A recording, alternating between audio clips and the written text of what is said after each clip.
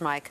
Congressman Peter King, a ranking member of the Homeland Security Committee, is at odds with the Obama administration. He says New York is not the place to put terrorists on trial.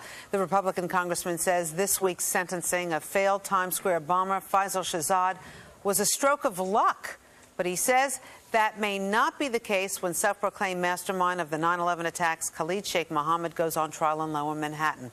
Congressman Peter King joins us this morning from Massapequa Park, Long Island. Congressman, nice to have you with us. Why do you believe New York can't handle these high-profile terrorist cases? Well, I think New York can handle it, but it will be an extreme expense, hundreds of millions of dollars in extra police security. In addition to that, it would lock off entire parts of Lower Manhattan. It would have an extraordinary impact, for instance, on Chinatown, on the merchants down there. And in addition to that, it makes New York even more of a target than it is now. So to me, there's absolutely no reason to have them here. In addition to that, I believe that a military tribunal is the right place to try these types of terrorists, as we saw in yesterday's case, or in the decision yesterday on the Giuliani case, where the judge is not allowing very, very vital evidence into the case. Yeah, everybody's talking about this Giuliani case, that it's not going to, well, they have problems when their key witness can't testify because what? The judge ruled his testimony was gained through coercion? What he's saying was actually he said that Giuliani was coerced, and when Giuliani was coerced, he mentioned Abibi's name.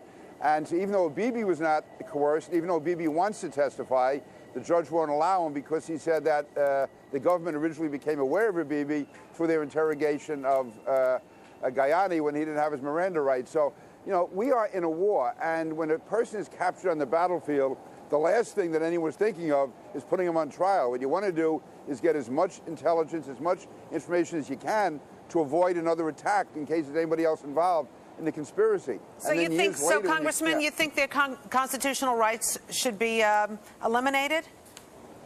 I believe that a foreign terrorist who was captured is not entitled to the same constitutional rights as an American citizen. And in every war, we have used military tribunals, which allows the judge the discretion to use common sense, not using a constitutional right of against self-incrimination or Miranda warnings, but the judge can decide whether or not he believes the evidence is valid, whether or not the evidence should be brought in. It gives the judge more leeway, and to me, that's what we need. This is not a regular civilian case. We're at war.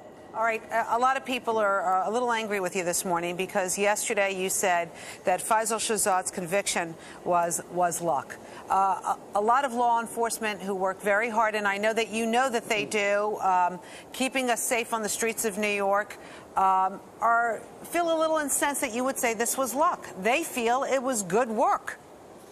Well, first of all, there's no cop who has said that to me at all. In fact, most of them agree with me. What I said was, and I stand by it, is that under the orders of the Attorney General, they had to give Miranda warnings right away to Shahzad.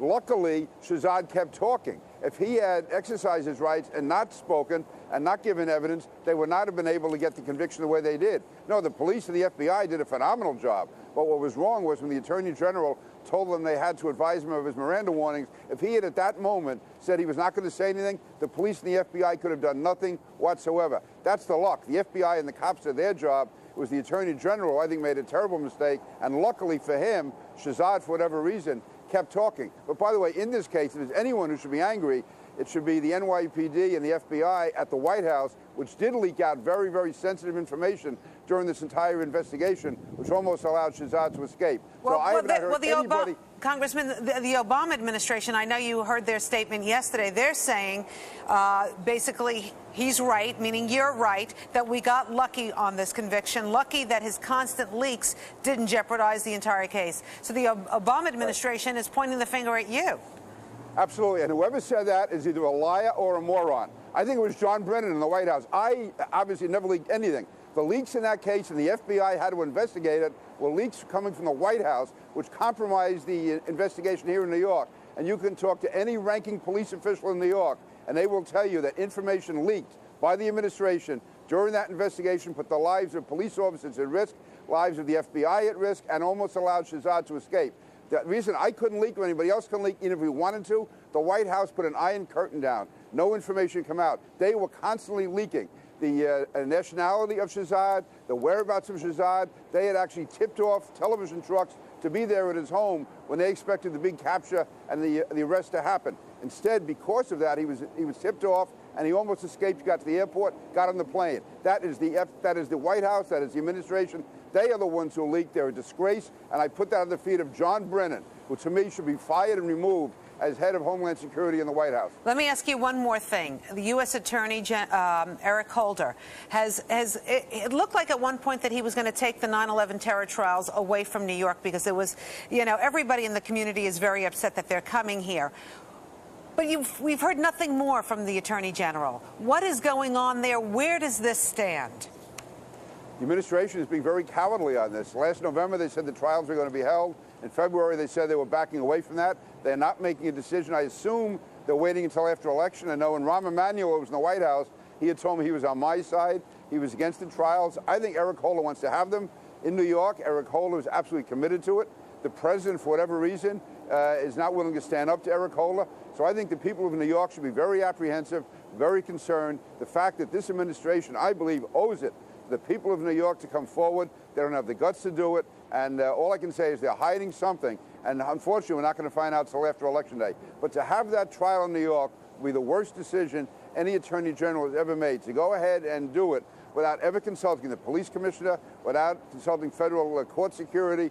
Just go ahead and schedule that, say he wants to have it here in New York, then seem to back away and then go into hiding for a year, to me is absolutely disgraceful. Congressman Peter King, please, thank you so much for being on Good Day New York this morning.